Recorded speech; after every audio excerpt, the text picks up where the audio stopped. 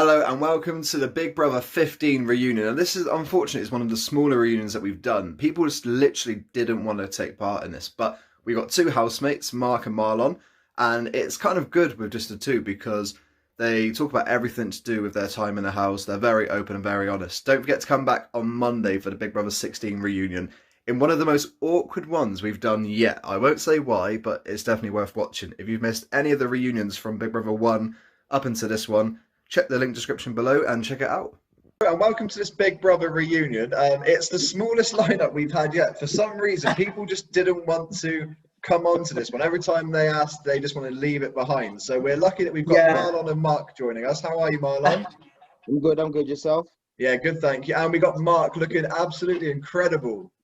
Oh, thank you so much. Thank you for having me. Do you know what, Lewis? Obviously, I love that you're doing these reunions. It's amazing for the fans and everything like that. So, of course, I'd want to, be a part of it. I think it's fantastic. So, well, you've seen the amount of people we normally have on these. I mean, the celebrity ones we get 5 or 6. So why do you think?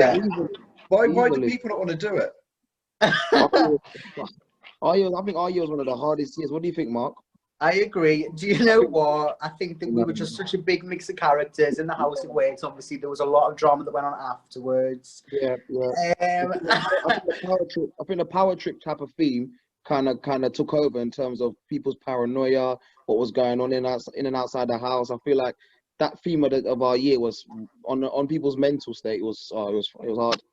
Yeah, I always say with our series, we were such big characters. Everyone was a massive character. And honestly, if you set up TV cameras to film on the things that happened in the couple of months after the show, people wouldn't even believe it was real. They'd think it was scripted because the drama that happened in the house was nothing compared to like what went on afterwards. And, there was a lot of fallout and things like this. I'm really not surprised that there's just the two of us. Even when you asked me to do this, Lewis, originally, I was panicking. Oh my God, that's it. Like other seasons, I know I've got friends. I'm actually probably closer with people from other seasons than our season, and they're like one big happy family, and they can't wait to see each other. I'm like, babe, it's not the same with our season. Definitely, But like, hats off to the casting team. I think they got a really good cast together. So yeah, most definitely.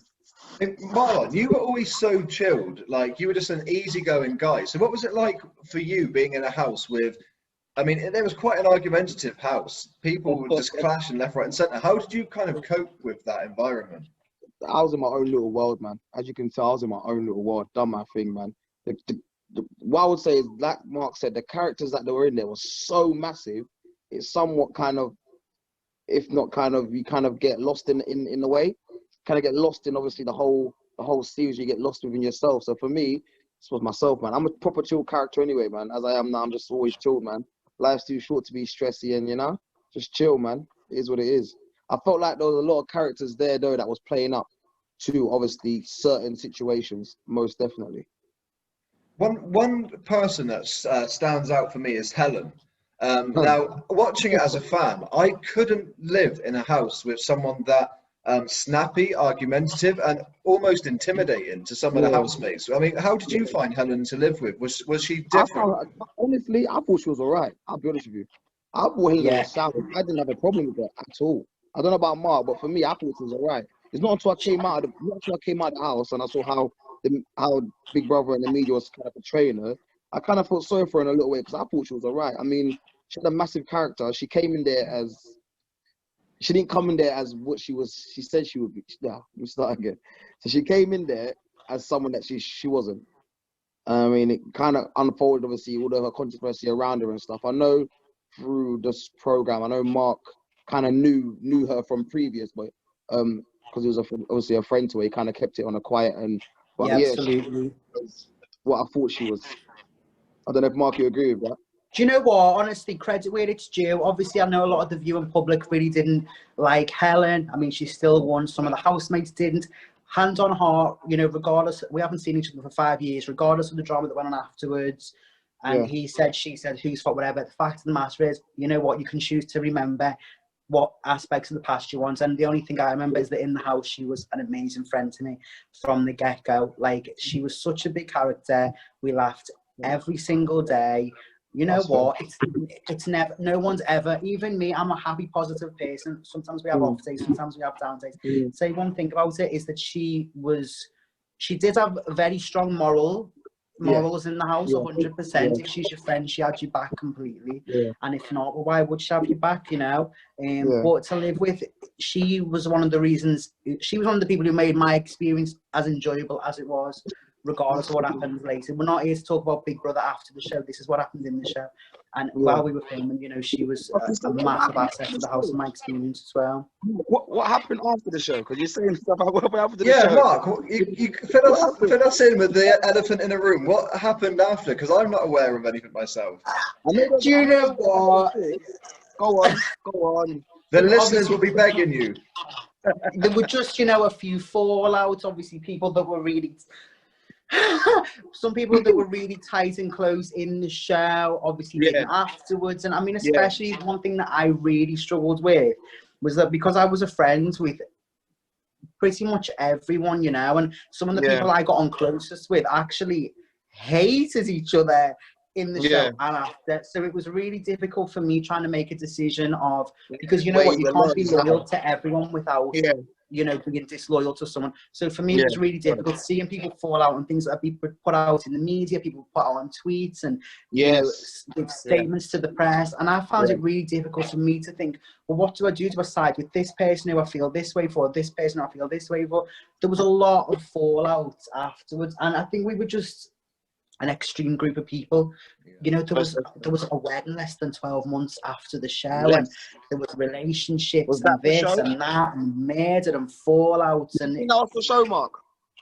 Pardon? That whole saga between Steve and Kim. Do you think that was for show? Honestly. No, I don't believe it was. You know what? Especially from Steven's side, obviously I no longer speak to him. But on Steven's side, I think Steven was 100% in it for the right reasons. I agree completely. I think, you know, he did have feelings for Kimberly. Yeah, he's all open.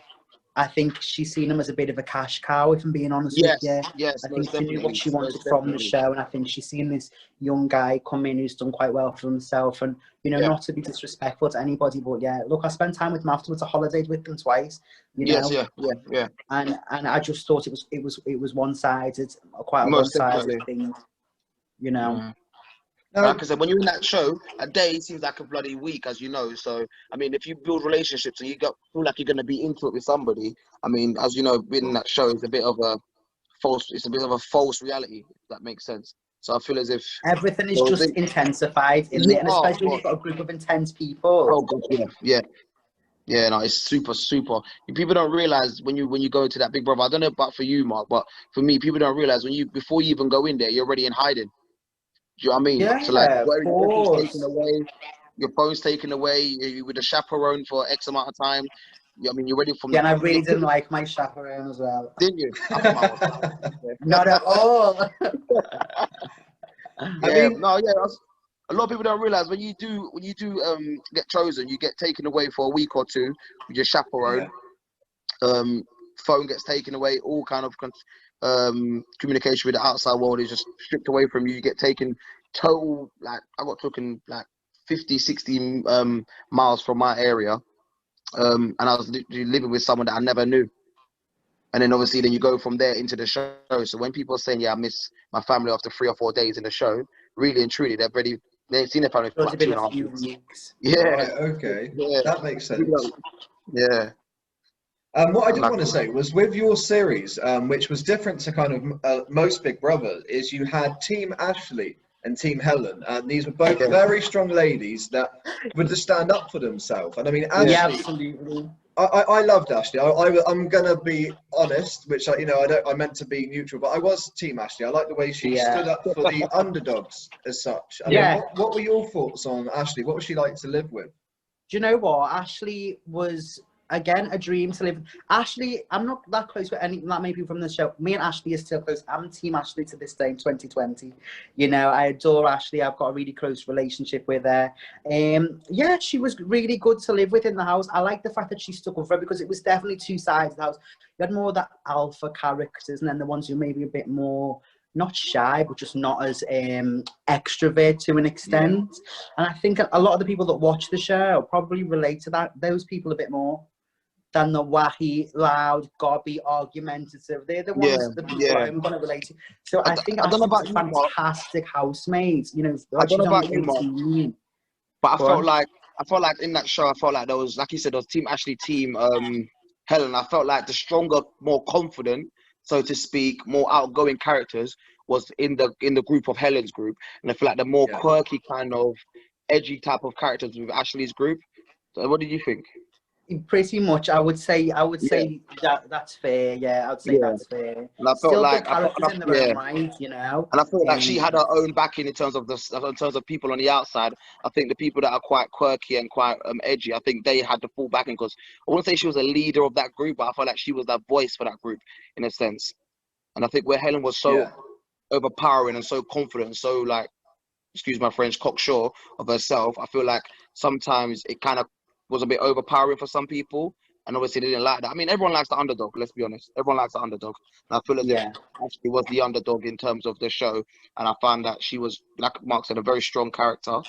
I liked her. I liked her. I never had an issue with her. I mean, I haven't got in contact with her, I haven't spoken to her, but I I never had a spoke to problem her with her. yesterday, you know. Yes. She should have came on. That would have been nice to see her point of view. That would have been nice. Mark, why didn't she want to come on? I sent loads of messages to Look, fanboy I her. can only speak for me. Obviously, as I've said, there was a lot of drama that went on, and I don't think it would be necessarily a happy reunion for everyone, you know, to see each other. There's not much love lost, you know. There's a reason why a lot of us haven't actually seen each other for 5 years. How you know? good would it be though to have everybody in one room around a big table? I think it would be absolutely Oh horrific. my gosh, could you imagine? No, I Everybody at actually one couldn't table. imagine that. Like, I 100% Fucking couldn't hell. on heart. The Toyas, I Charlie. forgot about her, actually. I wouldn't even recognise her if I seen her in the lineup, you know. It's been that long. I haven't seen these people in such a long time. I'm in touch with Ashley. I'm in touch with Chris Wright. I see him actually a few times a year. I'm in touch with Christopher. And, you know, Ash Harrison from Manchester. We're in touch now and again. Honestly, for me, that's it. That's the only people I'm in touch with from the show. Yeah. I was of a cast of like, what, 21? Oh, and Zoe Burkett. I've seen Zoe on Edgware Road a few weeks ago, you know. Jeez, man, she's got a little girl now, isn't she? Yeah, I'm really happy for her. I think she was the only one I kept in touch with a little bit after the show, and then it kind of fizzled out. I think everyone kind of went their own way in terms of Yeah, I agree. I think people definitely went their own way. Yeah, because it was so intense. It was so intense, man. I think people just wanted to somewhat forget about it, but at the same time, just it was so intense, man. It was really. And I look back on it now, and I think to myself, me going in there as a 22, 23-year-old boy, and I'm 28 now. I think, fucking hell, like, what was I throwing myself in? I agree, which is a pity, you know, because it is an experience. It's quite unique. There's only about 300 people in the UK that have actually done the experience, and it should be something that you can still like relate to each other about. But it is 100%, 100%. a lot of our, you know, felt like we just had to. 100%. That's what I feel as if everyone wants to, if everyone wants to be like on a big table, if everyone wants to be in the same room together, I think the conversations will get a bit spicy. But I think a lot of people have matured, and I feel like a lot of people. I don't think people have matured. No. I don't think people have. You know what? One of the things that I struggled with, obviously, I was allowed to just, to an extent, X off and carry on. After our show, I was a bit on the side every series after at least 3 times. So you can't move on from this situation when you're literally going to this house where you've got all these memories. Yeah. Every time I'd arrive a bit on the side, my stomach would be flip-flop, and I'd be like, oh my God, all that anxiety would feel like come you're gonna back get shuffled into a room again. You know, that's it. So I think that's why for me it was a bit harder to move on. And you know what, I'm glad actually. I'm really lucky that I got some things I got to do after the show. But obviously with me going back so often really kept it fresh in my mind until it finished. You know, I was there for one of the last tapings a bit on the side. So I'm really grateful that I got to do that so as much as I did. Well, Mark, the thing is, what I've got to say for you, which I've got so much respect for, is when I reached out to you, because you had a relationship after the series, and you were one of the people that just was like, I will come on, I'm happy to take part. You loved the show, and there was no, I will come on if this person's, you know, I won't come on if this person's. You were just so genuine, as was Marlon. You were just easy going. Yeah. It's rare to find from your series, and I Look, think that's I'm what's not. nice. Yeah. I would Do you never know that- stipulate Yeah. anything and say, you know what, I'm. Look, I know who I am as a person. I know if That's I've what got, it comes down you to, know, yeah. what's it? I don't remember what the word is. You know what I mean. I know what I've got to bring to the table, especially for something like this. And I would never feel like I have to specifically request for anyone to not be in it, because I, you know, Do you know? I honestly believe. I honestly believe. I don't know if I can't speak for Mark, but I can speak for myself. I honestly believe that experience for me has changed me as a person completely. And that's why, as much as whatever happened in that program, I will never forget. I will never forget what that program's done to me. And when I speak to some of the Sapporians, I emailed them from till today. Some of the runners, I still have their contact now. I let them know that show. Yeah, me too. I was dating one of them for a while. Me for the man I am now. I love that. So I literally I can't turn my back on it.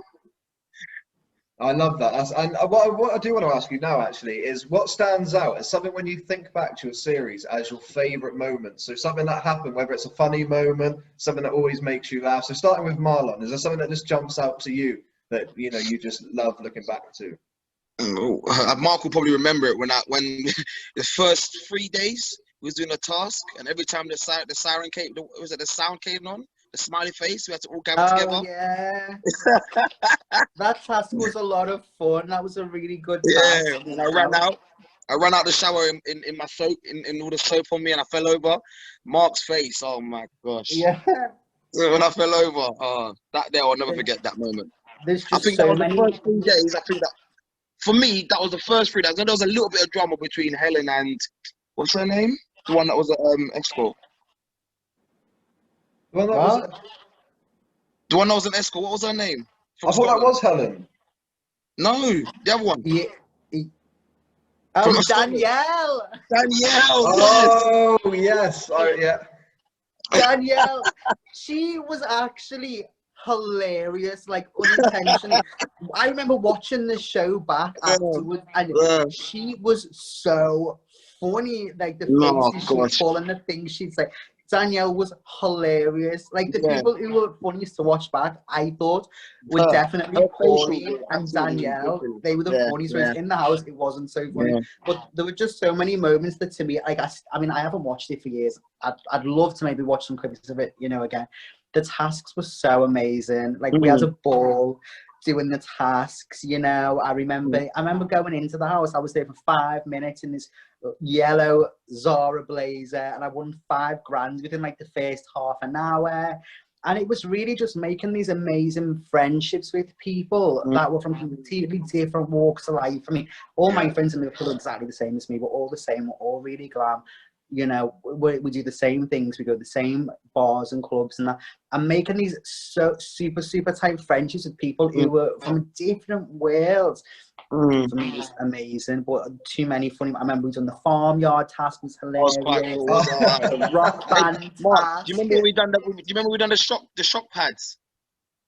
Yes, second day. That was so funny. And so remember we had the assassins task was amazing, where they had like the assassins, and then we'd get murdered. That was so good. What about the task when we had to eat the cocktails for our suitcases? Remember? No, I don't. Yeah, remember we had to drink the cocktails for our suitcases.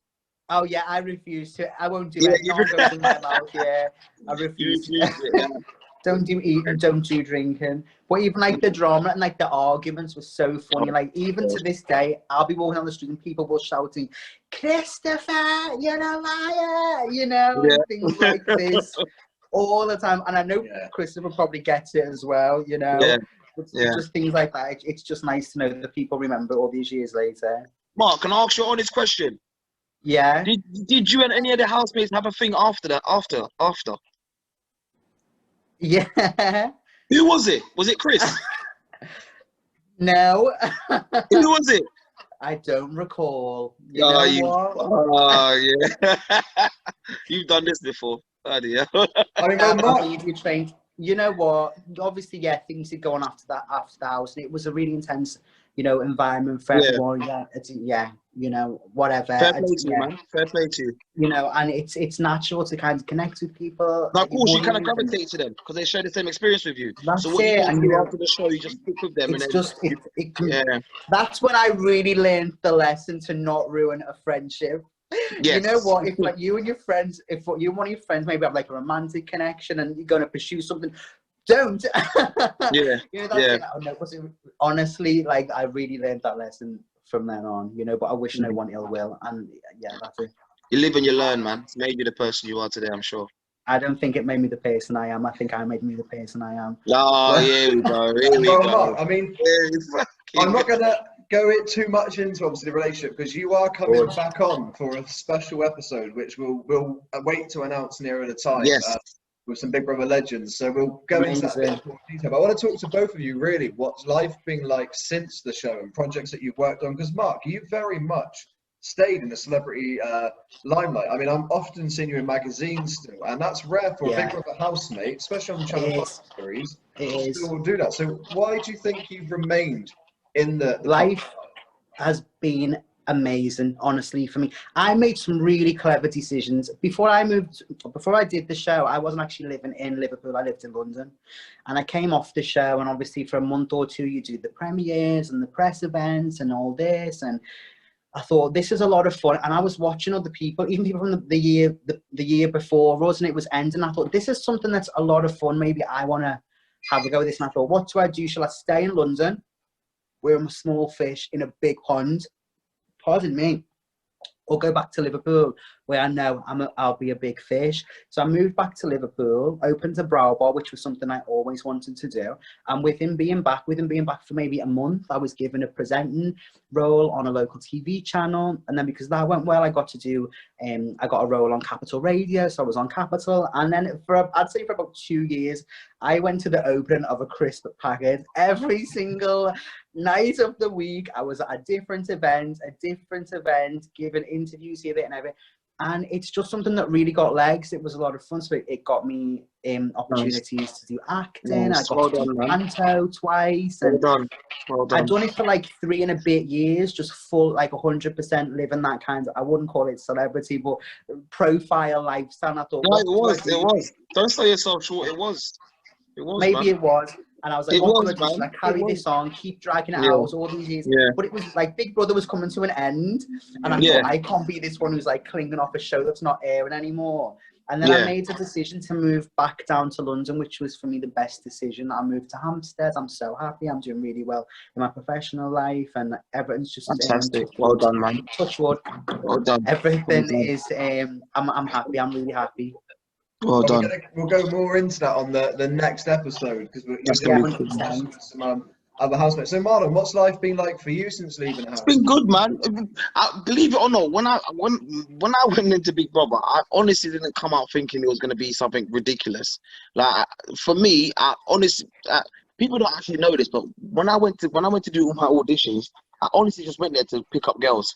That was the only reason I went there. I promise you, no other reason. No other reason. To the point where when we was doing our like room casting and stuff like that, I was actually hitting on the girl to my right. I wasn't even answering the questions of what the people. I was oblivious to it. Because I honestly didn't care if I was winning or not. That was never for me. My thing was just being the guy, just whatever, just having good time, having a fun time. Coming out of it, it's the same thing. Just did a few club nights here and there.